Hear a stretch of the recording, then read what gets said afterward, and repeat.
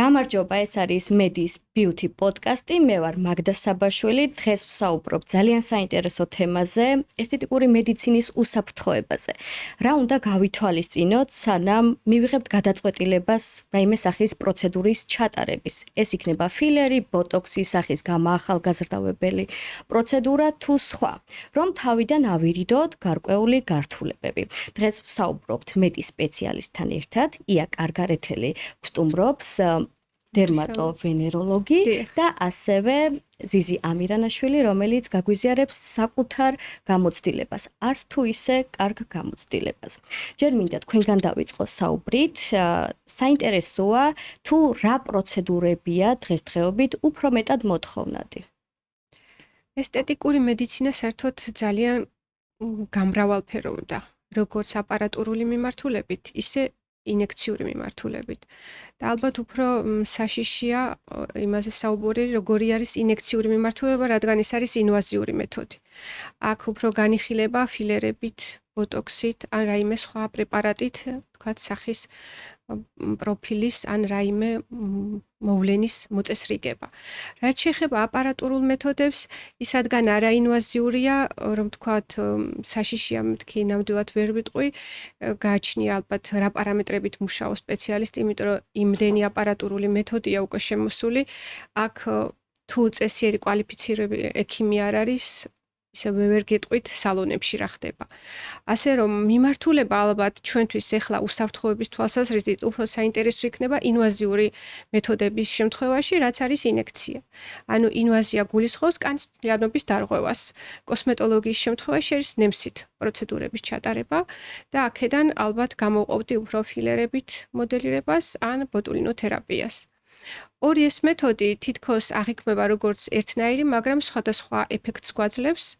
მაგალითად, ბოტულინოთერაპია ეს არის მიმიკური კუნთების გაშლის საშუალებით სახის, როგორც ვთქვათ, ასიმეტრიის ან მიმიკური ჩაღრმავებული კუნთების შემცირება. რაც შეეხება ფილერს, ფილერი არის იგივე ჰიალურონის მჟავა, რომელიც ავსებს ან აუმჯობესებს ნაოჭებს და შესაბამისად შევსება იგულისხმება, ეს არის ტუჩის მოდელირება, ყრიმალის მოდელირება, ნიკაპის მოდელირება, ასევე ქვედაყბის მოდელირება და წვრილი და მსხვილი ნაოჭების შესწორება. რა ვთქვათ, ორივე მეთოდი საჭიროებს წინასწარ უსაფრთხოებას. ეს არის პაციენტის გაფრთხილება, როგორ უნდა მომზადდეს პროცედურამდე. ორივე შემთხვევაში პაციენტმა უნდა მოხსნას პროცედურამდე გამათხელებელი პრეპარატები, ანუ ის მედიკამენტები, რომლებიც ის ათხრელებს, რადგან ბოტულინოთერაპიის შემთხვევაში კონდეს კარგი მყარი ეფექტი, ხოლო ფილერის შემთხვევაში ნაკლებად ჩაიქცეს უბანი, ანუ მივიღოთ სილურჯე. სხვა შემთხვევები, რომ განვიხილოთ, ეს არის უშუალოდ ალკოჰოლის გამოყენება, ან ფიზიკური აქტივობა, როგორც პროცედურამდე, ისე პროცედურის შემდეგ რამოდენიმე დღის განმავლობაში და თავის არიდება ისეთი პროცედურებისგან, როგორც არის საუნა, სოლარიუმი, ანუ ზოგადად გარუჯვა პირველი 10 დღის განმავლობაში. ეს რეკომენდაციები უნდა გასცეს სპეციალისტმა. რა თქმა უნდა. რა ცოდნას საჭიროებს სპეციალისტი. ნებისმიერ ადამიანს ხომ არ შეუძლია. მე ვფიქრობ, ჩემი სუბიექტური აზრით, რომ არ შეუძლია, რადგან დღეს ძალიან მომრავლებულები არიან, უხეშად რომ ვთქვა, სპეციალისტები. თუმცა ვფიქრობ, მაინც ის ცოდნა და გამოცდილება, რასაც ეს სფერო საჭიროებს, სხვა არის, იმიტომ რომ ძალიან ბევრი ადამიანი მარტივად უყურებს ფილერის პროცედურას, ხო, თუნდაც წავა, გაიკეთებს ნებისმიერ ადამიანთან, მაგრამ შეიძლება შემდეგ გართულებები მივიღოთ, რაზეც სწორედ დღეს ვსაუბრობთ. დიახ, მაშინ ეს უკვე არის უსაფრთხოება. რაც შეეხება უსაფრთხოებას ამ მიმართულებით, საქართველოს უკვე აქვს ესეთი დასკვნა გაკეთებული, რომ აუცილებლად ეს პროცედურები უნდა გააკეთოს ან დერმატოვენეროლოგმა, ან პლასტიკურმა ქირურგმა. რატომ? იმიტომ რომ ეს ის მიმართულებებია მედიცინის, სადაც ექიმი ერკვევა ადამიანის ანატომიაში, რომელიც აუცილებელია, როდესაც ვატარებთ ამდაგვარ პროცედურებს. ბოტულინოთერაპიის შემთხვევაში ზუსტი, სწორი და როგორ გითხრათ, ისეთი ადგილის გათვლა, რომელიც ჭირდება ზუსტად აი ამ კონკრეტულ კუნთს გაშლისათვის, რაც შეეხება ფილერის შემთხვევაში, შეყვანისას გათვლა ისევ რაოდენობრივი კუთხით, რომ მივიღოთ ესთეტიკური სილამაზე და გარდა ამისა ავირიდოთ თავიდან სიზარხში მოხვედრა პრეპარატის, რამაც შეიძლება მოქცეს იშემია ირგვლივ უბნის და შედეგად ნეკროზი. მაშინ რატომ აკეთებს დღეს აი ამდენი ადამიანი აი ამ პროცედურებს? მე ვარ პროფესიით ჟურნალისტი. შეიძლება დილით გავიღვიძო და გადავწყვიტო რომ გავაკეთო ფილერი და ბოტოქსი. ან სხვადასხვა პროცედურა. გავივლი კურსს, ერთთვიანი იქნება თუ ორთვიანი და ამას გავაკეთებ, მაგრამ მე ხო ის საკმარისი ცოდნა არ მექნება. დიახ. აკრძალვები როგორც ასეთი, ჯერჯერობით მე მგონი არ არის, უბრალოდ ჯანდაცვის სამინისტროსგან რეგულირდება ეს სფერო, ისე როგორც საჭიროა? რეგულაციები უკვე მიღებულია, რომ მხოლოდ უფლება აქვს აი ესეთი ინვაზიური მეთოდით კურნალობის დერმატოვენეროლოგს და პლასტიკურ ქირურგს. სხვას არ აქვს ამისი უფლება. რა ხდება გარეთ, ეს უკვე მეორე საკითხია, იმიტომ რომ ალბათ ზოგი მუშაობს სალონში, ზოგი ბინაზე, ამას უკვე სხვა რეგულაციები ჭირდება, არ ვიცი ალბათ ადგილზე შემოწმება. ძალიან საინტერესოა, რის მიხედვით ირჩევენ ადამიანები სპეციალისტს და გარემოს, ხო? დღეს პიარი მაინც ერთ-ერთი მთავარი ფაქტორია, ინტერნეტ სივრცეში ვხვდებით უამრავ ვიდეოს, უამრავ შედეგებს, თუმცა მაინც ჩემი აზრით გარჩევა და გარკვევა ვისთან უნდა გავიკეთოთ ესა თუ ის პროცედურა არის ძალიან რთული. ზიზისთან მინდა გადავიდე. გამარჯობა ზიზი. კიდევ ზეგი სანამ შენს ისტორიაზე ვისაუბრებთ, საინტერესოა ის შენ. თავის დროზე როგორ შეარჩიე სპეციალისტი და ზოგადად რას აქცევ ყურადღებას? მაგალითად გადაწყვიტე რაიმე პროცედურის ჩატარება, რას აქცევ ყურადღებას და რას ითვალისწინებ? მოგესალმებით პირველ რიგში აქედან დავიწყოთ. ნახეთ, ეს კითხვა შეიძლება გავყო ორ ნაწილად. როგორ იყო ადრე და როგორ ვიქცევი ახლა. იმიტომ რომ მაშინ, როდესაც მე ჩავიტარე ეს პროცედურა, ეს იყო მართლა ძალიან ბევრი წლის წინ.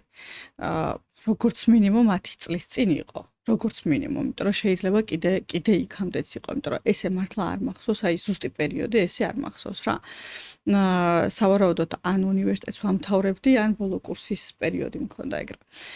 მაგ პერიოდში ძალიან ახალი იყო ზოგადად საქართველოში, აი ბოტოქსებიც და ზოგადად აი ეს ინექციური პროცედურები, ზოგადად ძალიან ახალი პროცედურები იყო და ყველა გაურკვეველი იყო, არ არსებობდა ასე რომ ვთქვათ, მაშინ არც ესე სოციალური ქსელები არ იყო ხო, ინფორმაცია არ იყო მოკლედ რა, ძალიან წირი იყო და მე რატომაც ზოგადად გადავწყვიტე ტუჩის გაკეთება, ეს იყო კბილები მაქვს პატარა. და ჩემმა მეგობარმა ესე რომ ვთქვათ, ანუ წამაქეზასავით რა, რომ იცინიო, ღრძილებიო ძალიან გიჩანსო და იქნებო ტუჩი გაიკეთო რა. ანუ ხო რაღაც თან ახლა პატარა რო ხარ მაგასაკში, უფრო μετად სხვის გავლენის ქვეშ დიდი გავლენა აქვს, უნდა ვაღიაროთ. და შესაბამისად დავიწყე ძებნა. და ვისთანაც მივედი, ეს გოგო სხვა რაღაცებსაც აკეთებდა რა მაშინ და მითხრა რომ ტურცაც ვაკეთებო და თვითონაც ქონდა გაკეთებული, მართლა ძალიან ლამაზად ქონდა ტურჩი გაკეთებული და ანუ როგორ გითხრათ, არ ჩავეძიე, მოდი ესე რომ ვთქვათ რა, არ ჩავეძიე, იმიტომ რომ ჩემს წარმოდგენაში მე არ მეგონა რომ შესაძლებელი იყო რაიმე სხვა პროცედურით გაკეთება ტუჩის და მეგონა რომ მხოლოდ და მხოლოდ ფილერით იყო შესაძლებელი. ანუ ცოდნა არ მქონდა, ასე რომ ვთქვათ, თან პერიოდიც ისეთი იყო, ასაკიც ისეთი მქონდა, ან მართლა არ მიკითხია. და რაც ჩემი ძალიან დიდი დანაშაული იყო და თავისი ტუჩიც რომ ანახა ეხლა და სხვისი ნამუშევრები, ანუ თავისი ნამუშევრებიც რომ ანახა, რომ ძალიან კარგი ნამუშევრები იყო, მეთქი რატომაც არა. მინდეთ. ხო, რატომაც არა და გავიკეთე და პირველი პერიოდი, ანუ ძალიან კარგად მქონდა. ამ გოგოსთან ორჯერ მაქვს ტუჩი გაკეთებული. ანუ პირველად რო გავიკეთე, ტუჩი იყო იდეალური. აი ძალიან ლამაზი იყო, ძალიან კარგი იყო, საერთოდ ნული პრობლემა, ანუ არაფერი. მერე გავიდა რაღაც პერიოდი და გავიკეთე 1 დეკემბერი იყო, ანუ რიცხვი მახსოვს ძალიან კარგად, უბრალოდ რომ 1 დეკემბერი იყო, იმიტომ რომ 2 დეკემბერს წავედი ჯერბაკურიანში და მე იქიდან გუდაურში და იქიდან იწყება მოკლედ ჩემი ტუჩის პრობლემები. ანუ მეორე გაკეთების შემდგომ დაიწყო პრობლემა. და რა სახის პრობლემებია ეს? ნახეთ ახლა როგორ იწყება.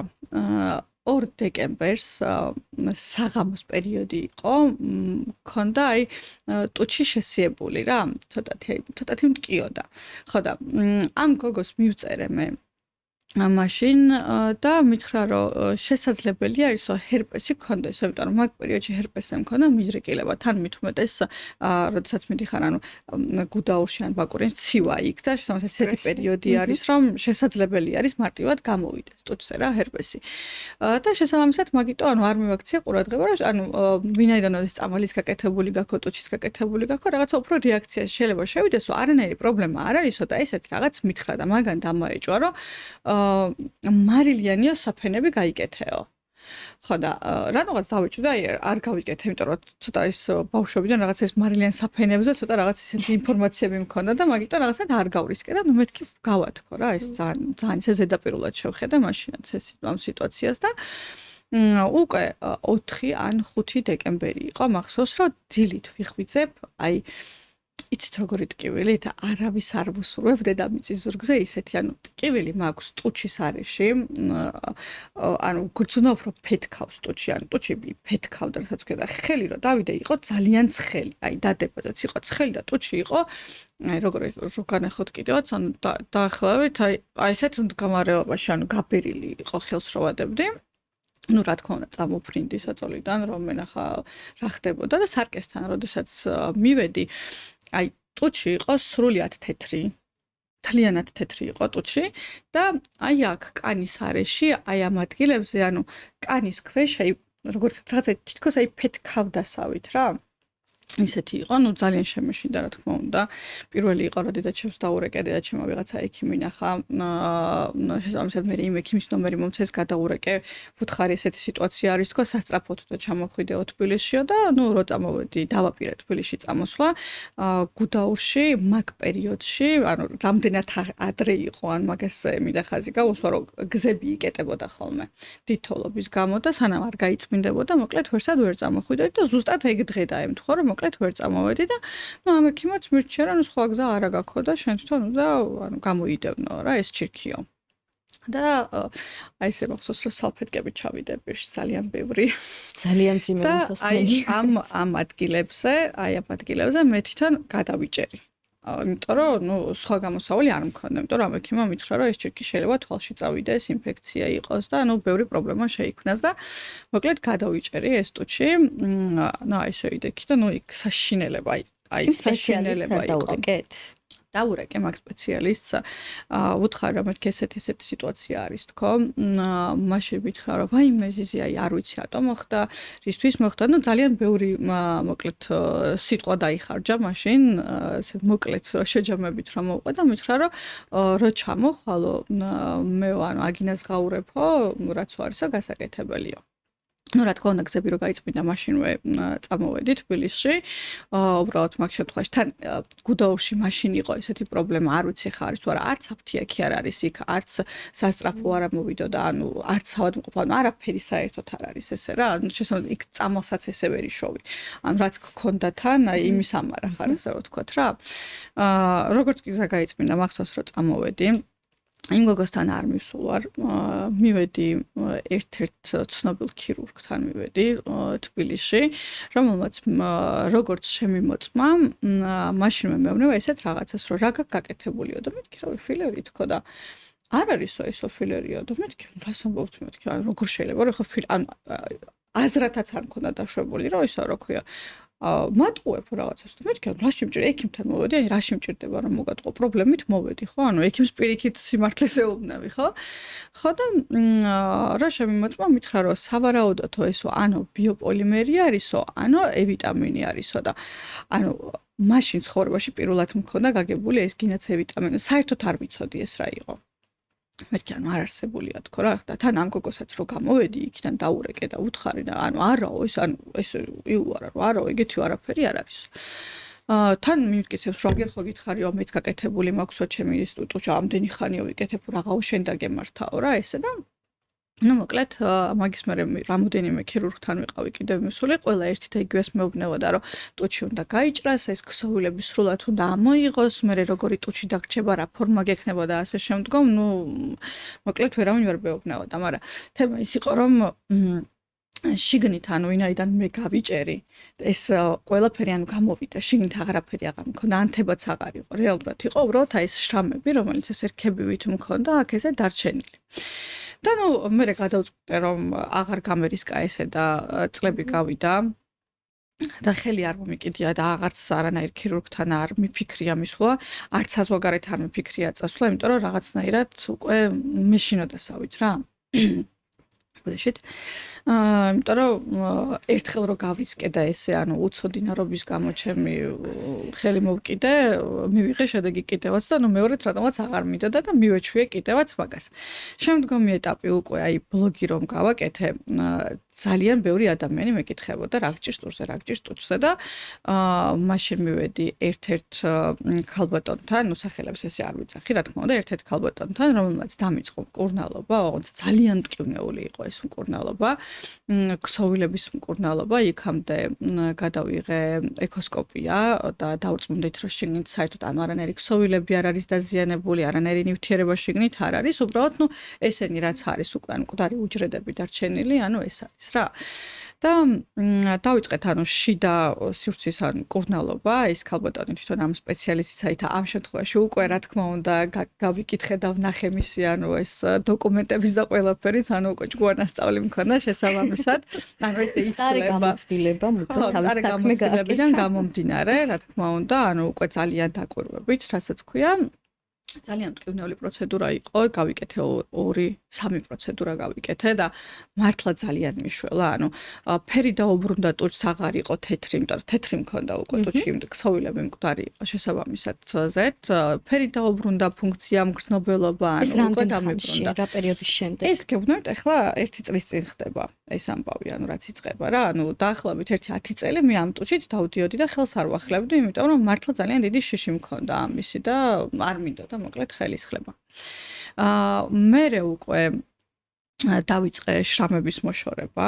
დავდიოდი კიდევ ერთ-ერთ ძალიან კარგ გოგონასთან, რომელსაც ასევე ანუ გაკითხულით და შემოწმებულით, რომ აშორებს შრამებს და ძალიან ბევრი გოგოს ნამუშევარი მანახა თავისიც და თავისი კლინიკა აქვს ამ გოგოს. დავდიოდი სპეციალური აპარატით ისაც ძალიან მტკივნეული იყო. ოღონდ ეს პროცედურა მე ვერ მივიყვანე ბოლომდე, იმიტომ რომ შრამებს როდესაც აშორებენ, კანი იწვება. იმისთვის რომ კოლაგენი გამოიმუშაოს და შემდგომ ქსოვილები აღდგეს. და ძალიან ხშირად გაქვს ჰერპესი. და შესაბამისად მაგედან ანუ ისევ გამიახლა. წარმოიდგინეთ ეგ მომენტი დამავიწყდა, რომ იმდენად ესე იგი სტრესი განიცადა ჩემმა ტუჩმა, რომ აი ამ 10 წლის განმავლობაში ჰერპესი არ გამომსვლია საერთოდ. ანუ მეტი უბრალოდ არ მქონია არასდროს და აი ესენი პროცედურები რო დავიწყე, მოწვის პროცედურები რო დავიწყე, მაშინ უკვე დაიწყო ჰერპესმაც გამოსვლა და მაგიტო აი ესეთიურად აღარ მინდოდა რა, რამოდენიმე პროცედურა ჩავიტარე და მე აღარ გავაგრძელე.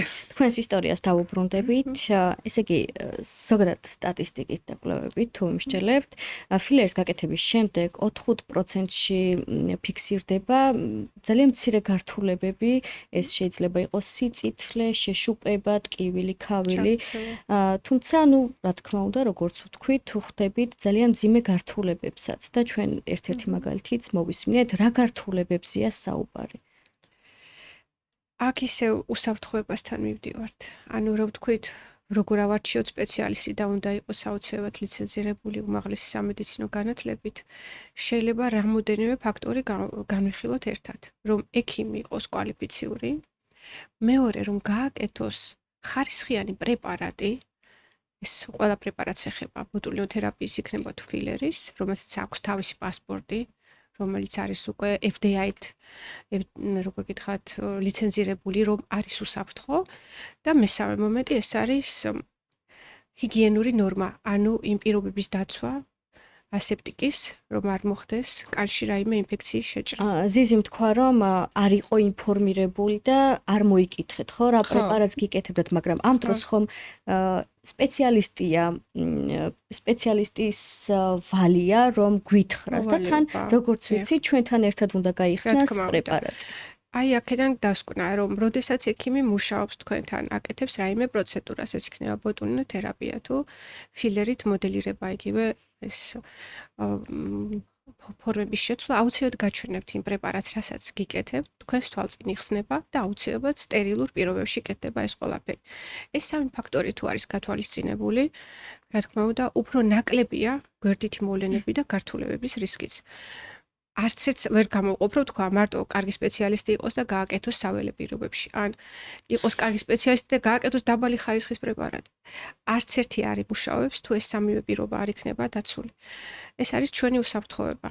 ესე იგი კარგი სპეციალისტი, გამოცდილი, აუცილებლად. კლინიკაში უნდა ჩატარდეს რა თქმა პროცედურა უნდა. და პრეპარატი უნდა სტერილურ იყოს. პირობებში და პრეპარატი უნდა იყოს FDA-ით რეკომენდირებული, რომელსაც აქვს თავისი ხარისხი, რომელის მარკასაც თქვენ წაიღებთ პასპორტის სახით, გექნებათ რა პროცედურა გაქვთ ჩატარებული და რა თქმა უნდა, გარემო, სადაც ეს ჩატარდება, უნდა იყოს სტერილური.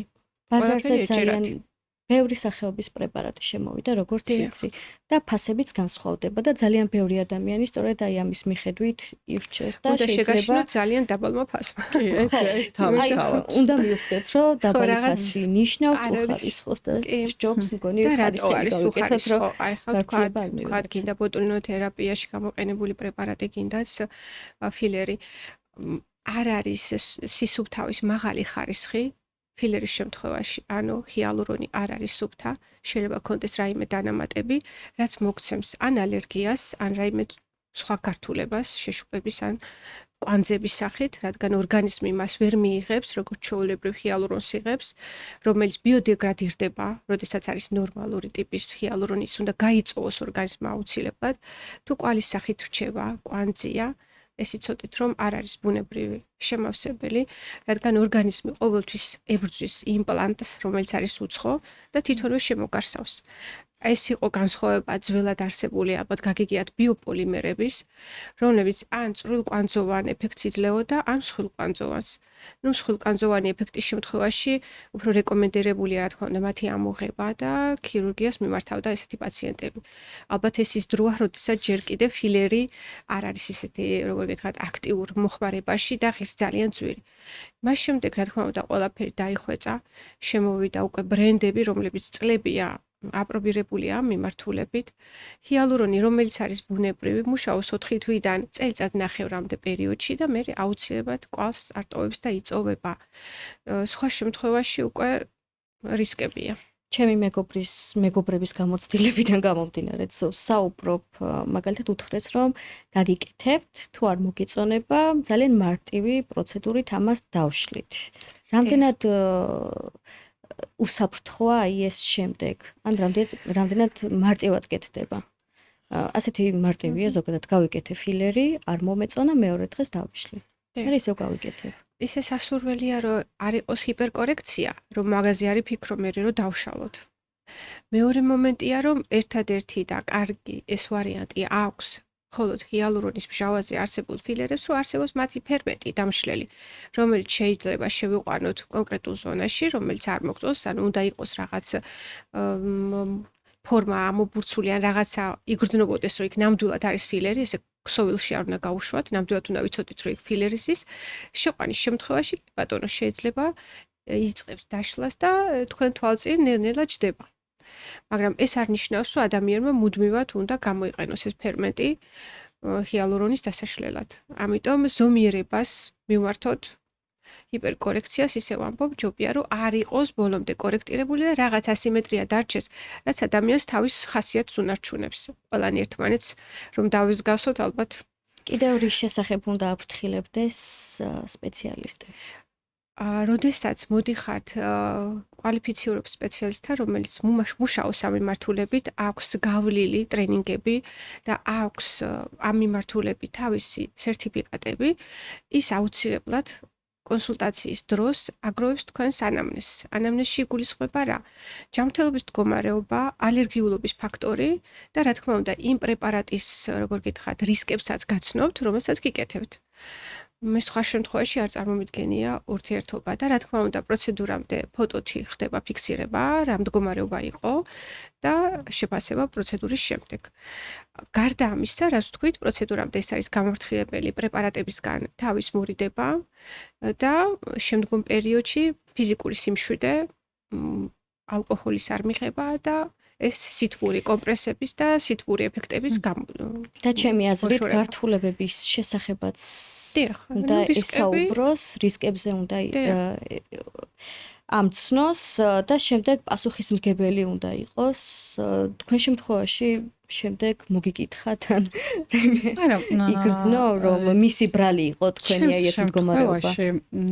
უკვე გარკვეული პერიოდი რო გავიდა, კონტაქტებიც დავკარგე მე ამ გოგოსი და ამას ოღონდ ანუ სახელიც კი არ მახსოვდა. ანუ ფიზიკურად აი ესე რომ მე როდესაც ანუ ეს ქსოვილებზე უკვე რომ დავიწყე მკურნალობა, მაშინ მაგ გოგო მითხრა რომ უნდა ვიცოდეთო რომ პრეპარატი გაგიკეთაო და ნუ მეთქი ანუ ფიზიკურად როგორ ვიპოვო ახლა ეს ქალბატონი ხო? ანუ რამდენი წელი გავიდა, აი სწორედ გამიგეთ შეიძლება გუშინ არ გახსოვდეს ადამიანმა ვის შეხვდი და რა შეხვდი, არამც თუ ახლა ამდენი წლის წინ რა იყო და როგორ იყო. მე უბრალოდ გამახსენდა რომ მისი მეზობელი იყო ერთ-ერთი ჩემი გამომწერი. ოღონდ ანუ გოგოს სახელიც ესე არ მახსოვდა და აი წარმოვიდგინეთ რამდენი გამომწერი ვიყავს, აი რამოდენიმე დღე ვიჯექი და ამ გამომწერებს აი ესე ვუყურებდი რომ მეთქი ანუ გამეხსენებინა. ნუ როგორც იქნა ჩაუყევი ამ ეს გოგო ვიპოვე, მივწერე. მომცა ამის კონტაქტი და ანუ ყველაზე მეტად რამაც გამაკვირვა რომ სოციალური ქსელები რომ მომცა ამ გოგოსი მესეჯებში გადავიდა, მესეჯები არ გქონდა. ან ახალი სოციალური ქსელი ჰქონდა, ანუ მიწერ-მოწერა ხო რაღაცა უნდა მქონდა, იმიტომ რომ მე ის პიროვნება ვარ, რომელიც ანუ არასდროს არ ვშლი, ანუ ნაწერებს მაქვს ალბათ, რა ვიცი, ბავშვობის მაშინ Facebook-ი რო გავხსენი, იმ დროიდან მოყოლებული მინაწერები მაქვს და შესაბამისად ამ გოგოსთან არ მქონდა. ან წაშლით როგორ წაიშლებოდა ორივე მხრიდან არ ვიცი, მაგრამ ალბათ ახალი სოციალური ქსელები იყო სავარაუდოდ. კიდევ ამ სფეროშია? აი ხო, აი მაგას გეტყვით რა. მოკლედ მივწერე ამ გოგოს, მე დაურეკე, ვესაუბრე და საუბრის დროს ძალიან დიდი საუბარი გქონდა, ეხა დეტალებში რო არ მოვყვე, საუბრის დროს ძალიან შემთხვევით, მოკლედ აღმოვაჩინე, ესეთ რაღაცას მეუბნება, რომ მეც გაკეთებული მაქვსო და ერთ-ერთ ექიმთანო ვიყავიო მისულიო და მითხრაო, რომ ვიტამინი იშლებაო და აი ყურთან მეთქი რა იშლება და იქიდან სიჩუმე იყო და აი ამ სიჩუმეზე მივხვდი, რომ ესე იგი ქონდა ვიტამინი ჩემთვის გაკეთებული და ეგრე ვკითხე, ანუ მეც ვიტამინი გამიკეთე მეთქი და დრო დაიბნა, აი გეფიცები აღარ მუშაობ და აღარ ვაკეთებ და მეთქი, ანუ არ ვაპირებ შენზე არავისთან არაფრის თქმას, უბრალოდ მე უნდა ვიცოდე რა პრეპარატი იყო გაკეთებული. ანუ როგორც აღმოჩნდა, ვიტამინი ჰქონდა ჩემთვის გაკეთებული და ისევ აი ეს ცოდნა, ხო? ანუ დღესდღეობით, როდესაც თქვათ ვიკეთებ ნებისმიერ პროცედურას, მაქვს ფოტო, ვიდეო და ჩემი მეუღლეც ძალიან ისე უყურებს ხოლმე ამ ყველაფერს და ყველაფერს მე ინტერნეტში ეძებს თვითონ აფიქსირებს და რა როგორი არის და ანუ ძალიან ყურადღებიანი არის ასეთ შემთხვევაში და მაშინ ეგრე არ იყო. და საერთოდ ეს ცოდნაც არ გქონდა, რომ უნდა გვინახა და მე ხო არ ვიცი, ხა მე როდესაც ვიწექი, რა ვიცი, რა ამოიღო და რა გამიკეთა, ხო? ნუ შესაბამისად, როგორც ჩანს, ვიტამინი გაუკეთებია, მაგრამ ყველაზე დიდი კითხვა რაც მქონდა ის იყო, რომ ანუ პირველად მაშინ რატომ არაფერი დამემართა, ხო? ანუ პირველად რო გავიკეთე, იმის მერე გავიდა 6 თვე, მერე კიდევ მეტი გასაკეთებლად მეორე შემთხვევაში მქონდა.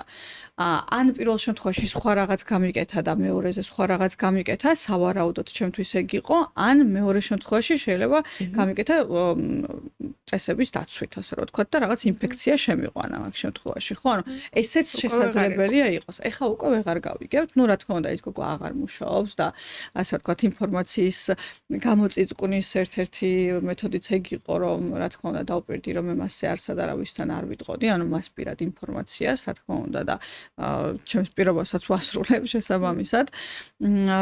და ნუ შემდგომი უკვე ძალიან რთული მკურნალობის პროცესი გავიარე, ნუ რა თქმა უნდა, ეხა ამდენი წელი არის გასული და მე მისთვის არც თანხა მომითხოვია და არც არაფერი არ მომითხოვია. მიუხედავად იმისა, რომ გეცოდნებათ, რამდენად ძვირადღირებული არის ანუ ეს ამ კურნალობის პროცედურები, ლაზერის პროცედურები და შემდგომ უკვე ეს ყველაფერი. დღესდღეობით მყავს ძალიან კარგი კოსმეტოლოგი, აი მართლა თავისი საქმე იცის იდეალურად და შესაბამისად ტუჩიც უკვე იმ მდგომარეობამდე მომიყვანა, რომ არის ძალიან კარგად. ანუ არ მეტყობა არაფერი ახლა ისეთი, მით უმეტეს თუ ტურცაცხვი მაქვს წასმული და ასე რომ არავის არ უნდა ეშინოდეს ის გოგო აღარ მუშაობს.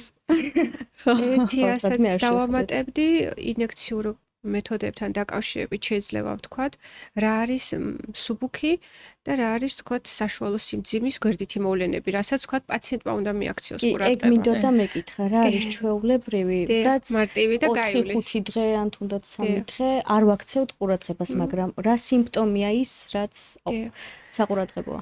ყველაზე მსუბუქი ალბათ იქნება ინექციის არეში შეშუპება, მსუბუქი ჩაქცევები პატარა წერტილოვანი, ასევე დაჭიმულობა ან ქავილის შეგრძნება. ზოგს აქვს ეგეთი მოვლენა, თქვენ რაც ახსენეთ, ტკივილი, მაგრამ ის ძალიან ესეთია მსუბუქი, რომელიც მალე გადის. რაც შეეხება საშუალო სიმძიმის შემთხვევაში, აი როცა უკვე უნდა ვიფიქროთ, რომ რაღაც ისე არ არის. ეს არის უკვე უფრო გავრცელებული ალერგიული რეაქციის მსგავსი შემთხვევა, როდესაც შეშუპება უფრო მკვეთრად არის გამოხატული, ტკივილი უფრო ძლიერია, ან მკვეთრად გამოხატულია სილურჯე. ანუ დიდი ზომის სილურჯეები, რომლებიც თქვათ საკონტროლოა და საყურადღებო არ უნდა დარჩეს მიღმა. აუცილებლად სპეციალისტი უნდა ჩააყენოთ საქმის მდგომარეობაში, თუ თქვენ წახვედით და მერე განვითარდა ეს. რაც შეეხება ალერგიულ რეაქციას დანამატზე, ანუ ფილერში თუ არის ლიდოკაინი შემადგენლობით და თქვენ ხართ ალერგიული ლიდოკაინზე, აი ესეც საყურადღებოა, იმიტომ რომ შეიძლება ამანაც მოქცეს ალერგიული რეაქცია. ამიტომ აგროვებს ექიმი წინასწარ ანამნეზს, იგებს თქვენ რაზე ხართ ალერგიული, ამ კომპონენტებიდან რომ გაითვალისწინოს არსებობს ფილერები, რა თქმა უნდა, ლიდოკაინის გარეშეც, ასე რომ უსაფრთხოდ შეიძლება ამ манипуляციის ჩატარება. არის კიდევ ასეთი უფრო როგორ გითხრათ, გავრცელებული შოკში გადავსვლელი ალერგიები, რომლის დროსაც აუცილებელია სასწრაფო ჩარევა. ამიტომ ვამბობთ, რომ როდესაც ტარდება ასეთი манипуляციები, აუცილებელია, რადგან ინვაზიასთან გვაქვს საქმე, ეს იყოს კაბინეტი, რომელშიც არის დაცული ყველანაირი პირობები და სადაც შეიძლება სასწრაფო დახმარების აღმოჩენა, რომ ვიყოთ უსაფრთხოდ და ჩვენი ჯანმრთელობაც გადარჩეს აი ამ შემთხვევაში, რომ არ დაზარალდეთ ძალიან. მე ვფიქრობ, რომ ჯობია, რომ სახე ყველას არ ვანდოთ. რამოდენიმე სპეციალისტი მაინც გავიკითხოთ, ინფორმაცია უხვად არის ინტერნეტში და შეგიძლიათ ეს ინფორმაცია მოიძიოთ. აქედან დასკვნა, რომ უფრო სამი მომენტი, რომელიც აუცილებლად უნდა გაითვალისწინოთ და რეგულაციები უკვე არსებობს, გეუბნებით არის ის, რომ უნდა იყოს აუცილებლად უმაღლესი სამედიცინო განათლების მქონე პირი, რომელიც არის მიმართულები დერმატოვენეროლოგი, იმიტომ რომ ის უნდა ხედავდეს სახეზე არსებულ კანის პრობლემებს, შეიძლება იყოს თამხლები, დერმატიტი, ჰერპესის კვალი ან რაღაც მოვლენები, ეს უნდა გაარჩიოს რა მდგომარეობაა, სად მუშაობს, როგორ მდგომარეობაში, ან გინდას პლასტიკური ქირურგი, რადგან ეს ორი სპეციალისტი არის, რომელიც კარგად ფლობს ანატომიას და ხვდება, სად უნდა შეიყვანოს პრეპარატი და სად არა. შესაბამისად, ეს ერთი ფაქტორი, მეორე, პრეპარატი, რომელსაც ნახულობთ თქვენი თვალით, აუცილებლად გაქვთ პასპორტი, იცით მისი თარიღი, რომ ნამდვილად ვარგისიანია, ვადაზია და მესამე ფაქტორი, თუ ეხლა რა თქმა უნდა კლინიკაში ხართ, ან უშუალოდ ესთეტიკური მიმართულებით მოქმედ სალონში, ალბათ არის გათვლილი ისიც, რომ იყოს იქაც სანიტარული ნორმები დაცული და შესაბამისად სანიტარულ პირობებში ჩატარებული პროცედურა ნაკლებ გვერდით მოვლენას მოქცევთ ინფიცირების სახით. თუმცა კი საკმაოდ პრობლემური არის საიმა ყველაფრის. ალბათ არა დაცვა, არამედ თვითონ რეგულაციები არ არსებობს საიმა ყველაფრის. კლინიკებში რეგულირდება. კლინიკაში შეიძლება, კი, მაგრამ პირობებში რომ აკეთებენ და შემდეგ ინტერნეტ სივრცეში ვიდეოებს ანთავსებენ, რა მაგარი შედეგები აქვთ, ეს არ რეგულირდება. ხო, სამწუხაროდ არ რეგულირდება და თქვენ არიცით აი ამ ვიდეოს შემდგომ, რაც დავდე ყველა სოციალურ ქსელში, რაც 1.5 მილიონზე მეტი ნახვა აქვს Facebook-ზეც, Instagram-ზეც, TikTok-ზეც და რა რაოდენობით გოგომ წერს, რომ ასეთი პრობლემები აქვს. ანუ შესაბამისად, სხვათა შორის ბევრი არის, რომელიც ეხლაც იკეთებს ვიტამინს და მით უმეტეს დღესდღეობით მგონია, რომ უკვე საკმაოდ დიდი ინფორმაცია არის მართლა სოციალურ ქსელებში, იმიტომ რომ თუ თქვა 10 წლის წინ არ იყო ისე განვითარებული და მე დავუშვი ეს შეცდომა ჩემი უცოდინარობის გამო იყო თუ გაურკვევლობის, უკითხაობის და ასე შემდგომ დღესდღეობით უკვე მგონია რომ საკმაოდ ბევრი საუბრობს ხმამაღლა ამ პრობლემებზე და უკვე ესეთი შეცდომები რაც მე დავუშვი არ უნდა იყო. როგორც ხარით, ანუ მე ჩემი კოსმეტოლოგი მყავს, რომელთანაც სხვათა შორის საკმაოდ დიდი ხანი ფეხს ვითრევდი, იმიტომ რომ ზოგადად ფეხს ვითრევდი რაიმე ინექციის ჩატარებაზე იმდენად შეშინებული ვიყავი. წარე გამოცდილებიდან გამომდინარე, იმიტომ რომ ის ტკივილი რეალურად მართლა დღემდე მახსოვს, არავის არ უსვრებ. ეხლა როგორი არის, რომ თქვენით დადგეთ და ფრიტვით უნდა გადაიჭრათ ტუჩი, ხო? ანუ უბრალოდ რომ სხვა გამოსავალი არ გაქვს. ანუ ეს არის უზომოდ დიდი ტკივილი და მე წლების განმავლობაში სარკეში რო იყურები და მე უკვე როდესაც სოციალური ქსელები შევქმნი და აქტიური გავხდი და საკმაოდ ბევრი გავამწერი გამოდა, წარმოვიდგინეთ, ყოველი ვიდეოს ქვეშ 10 ადამიანი მაინც მინიმუმ რო გიკომენტარებთ, რა გჭირს ტურცე, რა გჭირს და საკმაოდ გაკომპლექსებს ეხლა ეს ამბავი და შესაბამისად ჯერ ძალიან მიჭირდა ამ ვიდეოს ჩაწერა და ამაზე საუბარი ხმამაღლა, იმიტომ რომ მეგონა რომ საზოგადოება ძალიან გამკიცხავდა და წლები მეგონა რომ ეს ჩემი დანაშაული იყო, ასე გზრდიან, რომ თუ შეცდომა დაუშვი, შენი ბრალია ყველაფერი. თუმცა პირიქით ძალიან ბევრ ადამიანს დაეხმარეთ, მე ასე ვფიქრობ. ხო და ბევრი ადამიანი, რომელსაც მწერს, უკვე ვეუბნები, ანუ ყველას ვეუბნები, მე არა ვარ სპეციალისტი, მე კონსულტაციას ვერ გაგიწევ, მაგრამ მე შეგვიძლია გითხრა, მე რა გზა გამოვიარე. დანარჩენი ყველას ვურჩევ, რომ მივიდეს ექიმთან, არ განსაზღვროს თანხის მიხედვით, რომ სადღაცა სიაფი იყოს, იმიტომ რომ არც ძვირის მიხედვით, იმიტომ რომ სწორედ გამიგეთ რა, შეიძლება ძვირი იყოს და არ იყოს კარგი და შეიძლება იყოს საშუალო ფასი, მაგრამ საკმაოდ კარგი სპეციალისტი იყოს რა და საკმაოდ ნორმალური ჰქონდეს ინექციები, ხო? ამ მიმართულებით, ანუ ფასი იაფსი არა მაქვს, ანუ იაფი უკვე უნდა ვიცოდეთ ეგრევე, ხო? შესაბამისად, ბევრს ასე ვთქვით, გზას უჩვენებ. და რამდენად აუცილებელია წინასწარ კონსულტაცია. მივედით გავიკეთეთ, მასე ჩემი აზრით არ არის წერი, ხო? წინასწარ უნდა მაშინვე გადაწყვიტოს, მაგრამ მანამდე აუცილებლად უნდა შევკრიბოთ.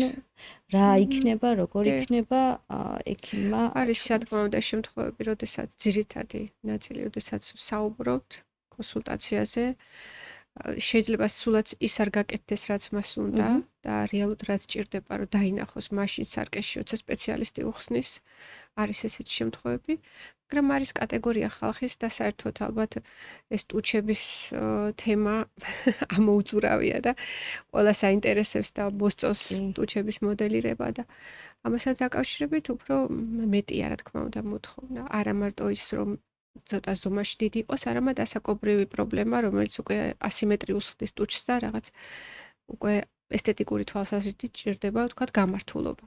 ამ შემთხვევაში, რა თქმა უნდა, შეიძლება იქვე გადაწყდეს, მაგრამ აუცილებლად წინ ექიმი იღებს კონსულტაციაზე მონაცემების ჯანმრთელობის მდგომარეობასთან დაკავშირებით, მიმდინარე თუ აქვს რაიმე ალერგია, კონკრეტულად ლიდოკაინთან დაკავშირებით და რა თქმა უნდა, თუ პირველად ტარდება პროცედურა, ყველა რისკი რაც შეიძლება თანახდეს, ან გვერდითი მოვლენა პროცედურას. და ზიზი, რა სეტყვით თქვენი ადამიანებს, ვინც თქვენი გზა გაიარა, ან გადის და არის ძალიან შეშინებული და იმედგაცრუებული. მე ვფიქრობ, რომ თავარია დაიწყონ ამაზე ფიქრი. პირველი ნაბიჯი არის ფიქრი. როდესაც დაიწყებ ფიქრს ამაზე, შემდგომი ნაბიჯი არის თუ არის პრობლემა, ვეძებოთ ამ პრობლემის გადაჭრის გზა და 100 ჯერ გაზომე ერთხელ გაჭერის მეთოდით უნდა ვიმოქმედოთ, ვეძიოთ აუცილებლად სპეციალისტი არ შეგვრცხვეს, კითხვის არ შეგვრცხვეს, იმიტომ რომ ეს ყველაზე მეტად აუცილებელია დავსვათ, რაც შეიძლება მეტი კითხვა, რაც შეიძლება უკეთესად გავიგოთ ნებისმიერი პროცედურის შესახებ ძალიან მალე მივმართოთ ექიმს, იმიტომ რომ კიდაც ბიოპოლიმერის, კიდაც C ვიტამინის შემთხვევაში, რამდენადაც მე გავიგე შემდგომ წლების განმავლობაში ეს კიდევ ძალიან ბევრ პრობლემას იწვევს ქსოვილების და თუ აქვთ გაკეთებული გოგოებს, აუცილებლად ჯობია რომ ეხლავე დაიწყონ ამაზე ფიქრი, არ დაელოდონ რაიმე პერიოდს, ეს არ იწოვება, ეს თავისით არ გადის და მიმართეთ იმ სპეციალისტებს, ვინც მუშაობს ამაზე, არ ჩაატაროთ ექსპერიმენტები მეტი და მიხედოთ თქვენს ჯანმრთელობას ისე, როგორც არის საჭირო შესაბამისი რეგულაციებით. ძალიან საინტერესო ინფორმაცია მივიღეთ დღეს. საინტერესო რეკომენდაციებიც მოვისმინეთ. ზიზი ამირანაშვილი იყო ჩვენი სტუმარი, ია კარგარეთელი და ვფიქრობ თუ აი ამ რეკომენდაციებს გავითვალისწინებთ, თავიდან ავირიდებთ გართულებებს და პრობლემებს. რა თქმა უნდა. დაგემშვიდობებით და წარმატებებს გისურვებთ. თქვენს მადლობა. მადლობა.